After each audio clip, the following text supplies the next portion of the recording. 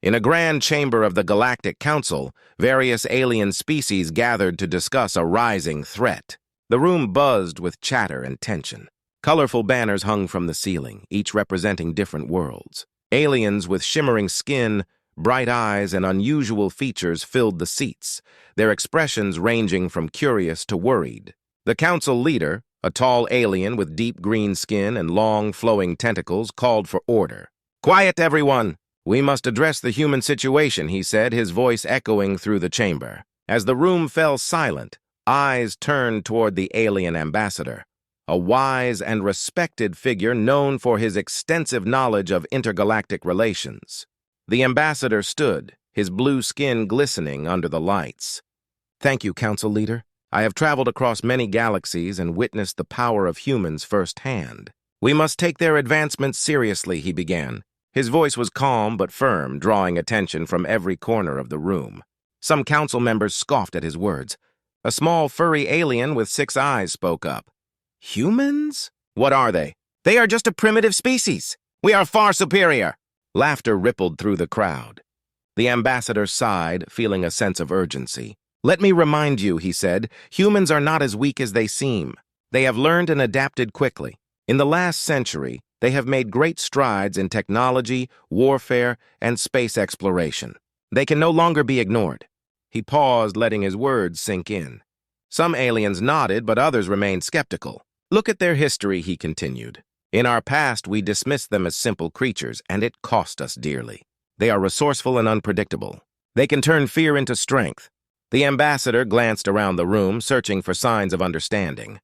"If we do not prepare for them now, we may find ourselves at war." A tall, lizard-like alien with sharp claws stood up. "Why should we fear them? They are just one planet among many. We have fleets capable of crushing them in moments. Let us show them our power instead of cowering." His words stirred the council, causing more murmurs of agreement. The ambassador shook his head. "That kind of thinking is dangerous. A fight against humans would not be easy. They fight back fiercely and defend their home. We must remember that they are driven by a spirit of survival. Underestimating them will lead to regret." The room grew quiet, tension hanging in the air. Finally, a wise old alien, known for his years of experience, spoke up. "Ambassador, what do you propose we do? Should we prepare for battle? Should we send them a warning?" The ambassador took a deep breath. "We must first seek understanding. I propose we send a message urging them to cooperate. Let's try to build a relationship before conflict arises. We should gather intelligence on their developments and prepare our defenses if necessary." Some council members nodded, seeing the wisdom in his words. Others, however, still looked doubtful. The lizard-like alien scoffed again. "You are wasting our time. If we allow them to grow stronger, we will be the ones in danger." As the arguments continued, the ambassador felt frustration rising. He realized that time was not on their side. "Listen to me," he shouted, silencing the room. "If we let our pride cloud our judgment, we will bring destruction upon ourselves. I have seen civilizations fall because they ignored warnings. We must not repeat the same mistake." The room fell silent again, but this time the tension shifted. The council members exchanged glances, some reflecting on the ambassador's words. Finally, the council leader spoke. "We will take your advice into consideration, Ambassador. Let us deliberate on how we should approach the humans." The ambassador nodded, feeling a glimmer of hope. He knew this was only the beginning, but he was determined to guide the council towards a path of understanding. As the council continued to discuss, he sat quietly, knowing that the fate of many worlds hung in the balance. After the council meeting, the alien ambassador felt a heavy weight on his shoulders. He knew that many council members did not take the human threat seriously. He needed allies who understood the importance of caution. The ambassador decided to visit different alien worlds to gather support. His first stop was Zorath, a planet known for its wise and ancient beings. The Zorathians were tall and graceful, with translucent skin that shimmered in the light. They had deep knowledge of the universe, and the ambassador hoped they would listen to his warning. Upon arriving, the ambassador was greeted by the Zorathian leader, a regal figure named Eldra. She welcomed him warmly. "Ambassador, it is good to see you. What brings you to Zorath?" she asked, her voice smooth and calming. "Eldra, I come with an urgent message," the ambassador replied. "The Galactic Council is ignoring the growing threat of humanity. We must unite to prepare for what may come. He shared his concerns about humans, their rapid advancements, and the need for collaboration. Eldra listened intently.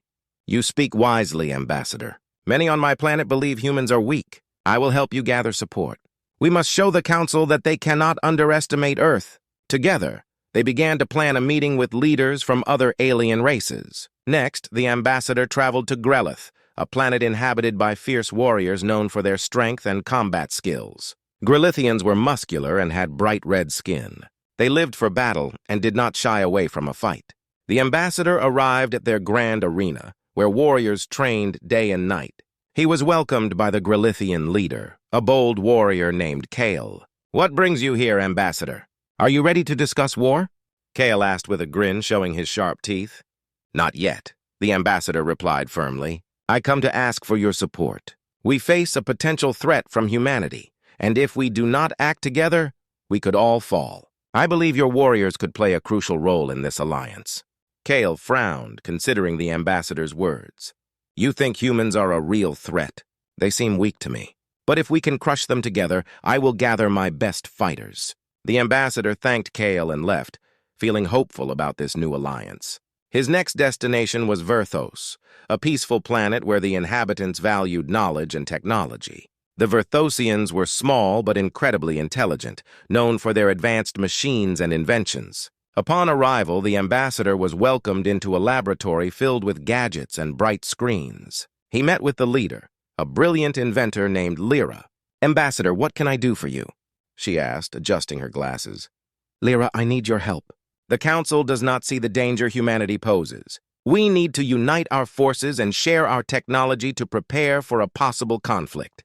Your inventions could give us an advantage," he explained. Lyra's eyes widened with interest. "Humans are clever, but they do not have the same technology as us. I will support you and rally my people. Together, we can create powerful tools for this alliance." With the support of the Zorathians, Grelithians, and Verthosians, the ambassador felt a surge of hope. But he knew he needed to gather more allies. He decided to reach out to the Yalorians, a race known for their skills in diplomacy and negotiation. Their calm demeanor and sharp minds made them valuable allies. When the ambassador arrived on Yaloria, he was greeted by the leader, a wise old being named Saran. "Ambassador, your presence is a rarity here. What brings you to our world?" Saran asked. "I seek your wisdom and support," the ambassador replied. "The Council is ignoring a potential threat from humans. We need your skills in negotiation to build a united front against this danger." Saran nodded thoughtfully. "You speak with great concern. I believe in the power of unity. We will join you in this alliance and help others see the truth." With the Yalorians on his side, the ambassador felt confident. He had gathered a diverse group of allies ready to face the unknown. The journey ahead would not be easy, but together, they could prepare for whatever challenges awaited them. The ambassador knew that with unity, they stood a chance against the rising threat of humanity. On Earth, the sun shone brightly over the bustling city of New Hope. People went about their daily lives, unaware of the brewing storm in the galaxy above. However, in a hidden underground base, human leaders gathered to discuss a mysterious message from the Galactic Council. The atmosphere in the room was tense.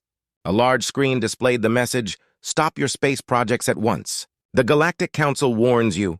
General Carter, a tall man with a strong build, stood at the front of the room. His eyes narrowed as he read the warning aloud. "What do they think we are? We are not going to be pushed around by anyone." A diverse group of leaders surrounded him, including scientists, engineers, and diplomats. They exchanged worried glances. Sarah, a brilliant scientist with short brown hair, stepped forward.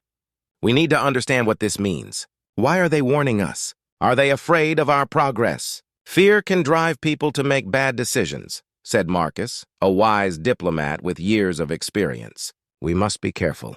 We don't want to provoke them unnecessarily." General Carter shook his head. "No! We have come too far to back down now. They need to know we will not be intimidated.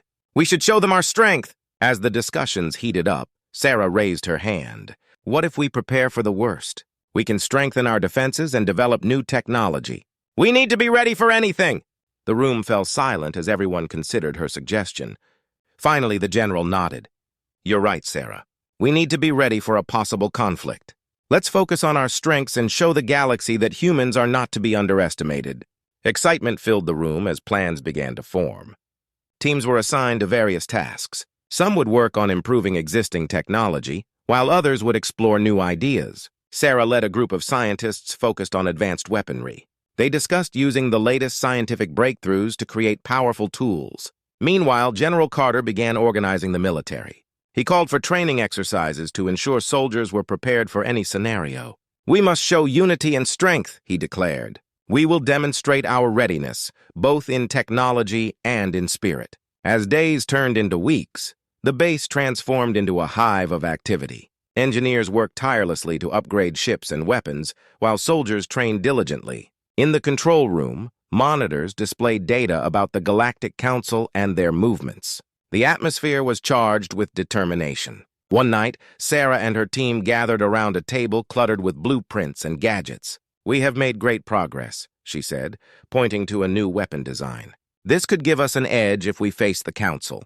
It combines speed and power." Another scientist, Jake, chimed in, "But we need to test it first. We must be sure it works before we rely on it." With a nod, Sarah replied, "Let's schedule a test. We need to know what we're capable of." The team worked late into the night, finalizing their design and preparing for the test. The next day, they gathered at an isolated testing site. Excitement and nerves filled the air as they prepared to demonstrate their creation. As the countdown began, Sarah watched anxiously. "Here we go," she whispered. The device hummed to life, glowing brightly. With a flash, it launched into the sky, hitting its target perfectly. Cheers erupted from the team. "This is just the beginning," General Carter said, watching the demonstration with pride. "If we can create technology like this, we can hold our own against anyone." As they celebrated their success, Sarah felt a surge of hope. Humans were strong, clever, and determined. They were ready to face whatever challenges awaited them. In the weeks that followed, the base became a symbol of human resilience. News of their preparations spread, instilling a sense of pride among the people. Citizens felt united, ready to defend their home if necessary. But as preparations continued, a shadow loomed over the galaxy. The alien ambassador and his allies watched from afar, waiting for the right moment to act. Little did they know that humanity was prepared to meet any challenge head-on. With every advancement, humans grew stronger and their spirit shone brighter. They were ready to show the galaxy that they would not be underestimated. The stage was set for an epic confrontation, and the fate of worlds hung in the balance. As the days passed on Earth, the preparations for potential conflict continued at a rapid pace. General Carter and his team worked tirelessly to ensure that humanity was ready for any challenge that might come their way. But unbeknownst to them, the alien ambassador had a plan of his own. On a distant planet, the alien ambassador gathered his allies. He knew that the Council needed to act before humans became too powerful. With the Zorathians, Grillithians, Verthosians, and Yolorians by his side, they agreed to send a message to Earth. They wanted to meet with General Carter to discuss their concerns directly. Meanwhile, General Carter sat in his office looking over reports and training schedules. Suddenly, an alert flashed on his screen. A holographic image appeared, showing the alien ambassador and several leaders from different races. Carter's heart raced as he read the message.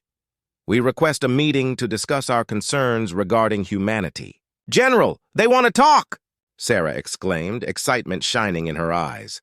This could be our chance to understand their perspective and show them we mean no harm. Carter considered the request carefully. "We can't let our guard down, but perhaps this meeting could help us find common ground. Let's agree to it, but we will be prepared for anything." The meeting was set for the following week. General Carter and a small group of trusted advisors arrived at a designated meeting spot, a neutral area in space where both humans and aliens could feel safe. As their ship approached, they saw the ambassador's vessel waiting patiently. When they boarded, the atmosphere was tense but respectful. The ambassador greeted them warmly. "Thank you for coming, General. We hope to find a peaceful solution." Carter nodded, but his eyes remained cautious. "What do you want from us? We are not your enemies. We understand you have been preparing for a possible conflict," the ambassador replied. "But we are concerned about the strength you are building. We want to know your intentions." General Carter took a deep breath. "We are not looking for a fight. We simply want to protect our home. Your warning caught us off guard, and we need to be ready for any potential threats." The ambassador exchanged glances with his allies before speaking again. "We believe there is a misunderstanding. Many in the Galactic Council view humans as a potential threat. But we are here to assure you that not all of us feel this way." Sarah stepped forward, eager to explain. "Humans are capable of great things, both good and bad. We want to explore, learn, and share. But we cannot be underestimated.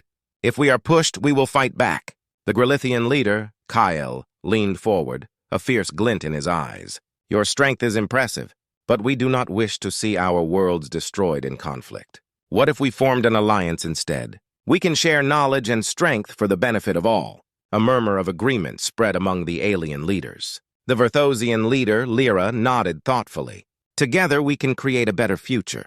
Our technology and knowledge combined can lead to incredible advancements." Carter paused, considering their proposal. "An alliance could strengthen us all. But how can we trust each other?" Saran, the Yalorian leader, spoke up. "Trust is built over time. We can start by sharing information and collaborating on projects. We will show you that our intentions are peaceful." The conversation continued, and as they discussed their hopes and fears, a sense of understanding began to grow. They shared stories about their worlds, their struggles, and their dreams for the future. Slowly, walls began to come down. At the end of the meeting, General Carter stood and looked around the room. "I believe we can work together. Let's set aside our differences and focus on what unites us. We face challenges beyond our understanding, and together we can face them." The ambassador smiled, relief washing over him. "Then we have taken the first step toward a brighter future. We must communicate regularly and ensure our people understand this alliance." As the meeting concluded, everyone felt a sense of hope. They had faced their fears and found a way to work together. Though the future was uncertain, the bonds that were formed in that room held the promise of unity. As the ships departed from the meeting spot, General Carter and the ambassador exchanged a final nod of respect. Both knew that the journey ahead would not be easy, but they were ready to face it together. In the weeks following the unexpected meeting, the atmosphere on Earth shifted. General Carter and the alien leaders began to work together, forging a bond that surprised everyone. The leaders agreed to meet regularly, sharing their knowledge and culture in an effort to build trust. Back on Earth, the news of the alliance spread quickly. People were both excited and nervous. Many wondered if this partnership would help humanity grow stronger or if it was just a clever trick by the aliens. General Carter held a press conference to address these concerns. "We are entering a new era," he announced, standing in front of a large crowd. "We have a chance to learn from each other. This alliance is built on mutual respect. Together, we can face any challenges that come our way." The audience erupted in applause, feeling a sense of hope for the future. Among them, Sarah felt proud of how far they had come. She worked closely with the alien scientists to develop new technologies, and every day brought fresh ideas and excitement. Meanwhile, on the alien ships, the ambassador and his team were busy preparing their people for the new alliance. They hosted meetings to explain the humans' intentions and the importance of cooperation. The Zorathian leader Varkon was especially skeptical. "Why should we trust them? They are unpredictable creatures," he said during a meeting. Despite the skepticism, the ambassador believed in the potential for unity. Together, they organized a cultural exchange where humans and aliens would meet to share their traditions, stories, and knowledge. This event would take place on a neutral space station, a place where both races could feel comfortable. As the day approached, excitement buzzed in the air. General Carter and his team prepared for the exchange, hoping to showcase the best of humanity. Sarah and her fellow scientists brought samples of their latest technology and even set up demonstrations to show how their inventions worked. On the other side, the aliens prepared their presentations. They shared their rich histories, showcasing art and technology that had evolved over thousands of years. The stage was set for a grand exchange of ideas. When the day finally arrived, the space station was filled with people from both sides. Colorful banners hung everywhere, representing different cultures. Humans and aliens mingled, exchanging smiles and handshakes. General Carter stood at the front, ready to welcome everyone. "Today marks the beginning of a new friendship," he said, his voice ringing out over the crowd. "Let us learn from one another and build a future together." As the event progressed, the atmosphere was lively and filled with laughter. Sarah showcased her team's latest invention, a solar-powered device that could provide energy in remote areas. People gathered around, eyes wide with wonder as she explained how it worked. The alien leaders were equally impressed. The Zorathians displayed their advanced agricultural techniques, which could grow food in extreme conditions. The humans listened intently, asking questions and taking notes. As the day went on, barriers slowly melted away. Conversations flowed freely and friendships began to form. General Carter noticed Varkon talking animatedly with one of his soldiers. They were exchanging stories and laughing, a sight that warmed his heart. By the end of the day, everyone felt a sense of unity. They had shared their hopes, fears, and dreams for the future. It was clear that both humans and aliens had much to learn from one another. As the event wrapped up, Sarah approached the ambassador. "Thank you for this opportunity. I believe we've made real progress today," she said, smiling. The ambassador nodded, his eyes shining with hope. "Indeed, this is just the beginning. We must continue to build on this foundation. Together, we can create a brighter future for our people." As they exchanged farewells, a new sense of optimism filled the air. The humans and aliens had found common ground, a place where understanding could grow. They knew that challenges lay ahead, but for the first time, they faced the future not as enemies, but as allies. As the ships departed the space station, General Carter looked back at the gathering of humans and aliens. He felt proud of what they had accomplished. They had turned fear into hope and uncertainty into friendship. The galaxy had just begun to witness the power of unity, and he was ready to embrace whatever came next.